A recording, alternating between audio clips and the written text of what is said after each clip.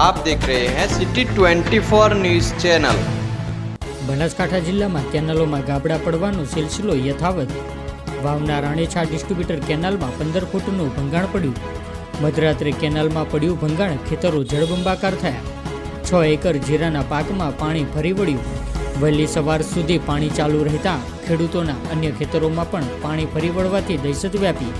એક જ માસમાં 10 કેનાલોમાં ભંગાણ, ખેડૂતોમાં આક્રોશ જોવા મળી રહ્યો છે।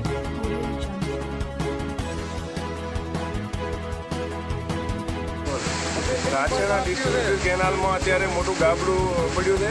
એમાં ઠાકરસિંહભાઈનું ખેતર છે। એમના ઠાકરસિંહ જે ખેડૂત છે એમની આખી જે જમીન હતી એમાં અત્યારે પાકને બધું નિષ્ફળ થયું। એમાં ખેતરમાં પાણી ભરાઈ ગયું, આખી એમની સિઝન ફેલ થઈ અને એમણે પોતાની જાતે અહીંયા આવી તમે નિરીક્ષણ કરો તો જાતે સિમેન્ટ 3 થી 4 વખત વાપર્યો।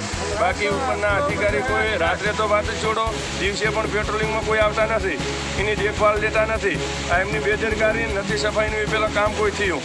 બાકી ડબલ કૂવા હતા તો એ કૂવાની સફાઈ કોઈ કરી નથી।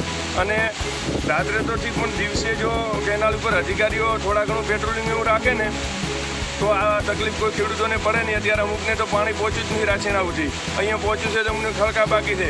એટલે વર્ષે ને વર્ષે આવું રહેશે ને। આ સાલ પણ આ નિર્ણય થયો અને આ ભોગવવાનો અત્યારે ખેડૂતોને આવે છે અને ભૂલ આ અધિકારીઓની છે।